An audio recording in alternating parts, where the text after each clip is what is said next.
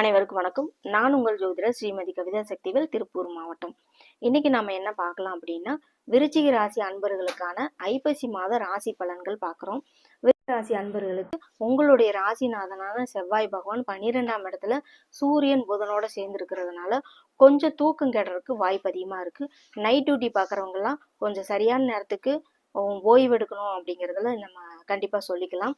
ஏன்னா தூக்கம் கண்டிப்பாக கெடும். அப்படி இருக்கும்போது சரியான நேரத்துக்கு நீங்கள் ஓய்வு எடுக்கணும் அப்படிங்கிறதுல தான் நீங்கள் கவனமாக இருங்க. அதே போல் பயணங்கள் செல்லும்போது கொஞ்சம் பாதுகாப்பு எச்சரிக்கை நடவடிக்கைகளை நீங்கள் எடுத்துக்கணும். ஹெல்மெட் போட்டு போகிறது, உங்களுடைய டாக்குமெண்ட்ஸ் எல்லாம் நீங்கள் எடுத்துகிட்டு போகிறது, பயணங்கள் போது நீங்கள் பாதுகாப்பாக உட்கார்ந்துருக்கிறது, ட்ரெயினில் போகும்போது பஸ்ஸில் போகும்போதெல்லாம் நீங்கள் பாதுகாப்பு இல்லாமல் நடக்கிறது, இது மாதிரியெல்லாம் நீங்கள் செய்யக்கூடாது. பயணத்தின் போது நீங்கள் ரொம்ப கவனமாக இருக்கணும்.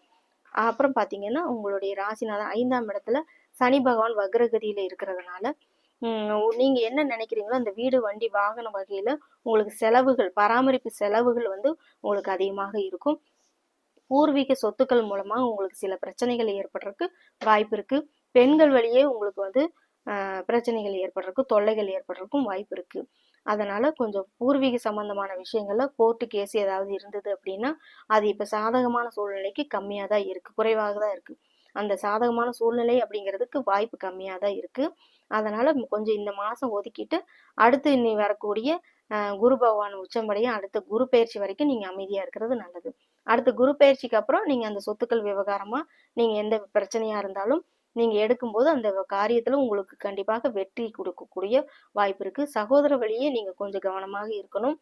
அதே போல பாத்தீங்கன்னா குரு பகவான் இந்த ஐப்பசி 1ஆம் தேதி குரு பகவான் அதிசாரமா இருந்து கடகராசியில உச்சம் பெறுகிறார். அப்படி இருக்கும்போது 9ஆம் இடத்துல உச்சம் பெறுகிறதுனால நீங்க வெளிநாட்டுல புனித யாத்திரை போகக்கூடிய வாய்ப்பு இருக்கும். அதே போல ஆன்மீக வழியில நீங்க அதிக நாட்டம் இருக்கும். அப்ப ஆன்மீகத்துல தெய்வ வழிபாடு, பக்தி இந்த போல நீங்க உங்களுடைய மனசை அந்த அப்படி மாத்திக்கிட்டீங்க அப்படின்னா கண்டிப்பா உங்களுக்கு நல்ல வளர்ச்சி இருக்கும். நல்ல ஒரு மனது ரிலாக்ஸா நீங்க சீரா இருக்கக்கூடிய சூழ்நிலையும் உருவாகிரும்.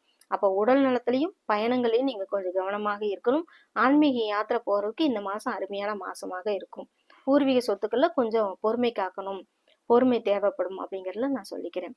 மேலும் பாத்தீங்கன்னா நீங்க விருச்சிக ராசியாக இருக்கிறதுனால உங்களுடைய செவ்வாய் 12ஆம் இடத்துல இருந்தாலும் முருகப்பெருமானோட வழிபாடு செய்யுங்க, முன்னேற்றத்தை கொடுக்கும். குலதெய்வ வழிபாடும் உங்களுக்கு ஒரு நல்ல ஒரு வளர்ச்சியை கொடுக்கும். நன்றி.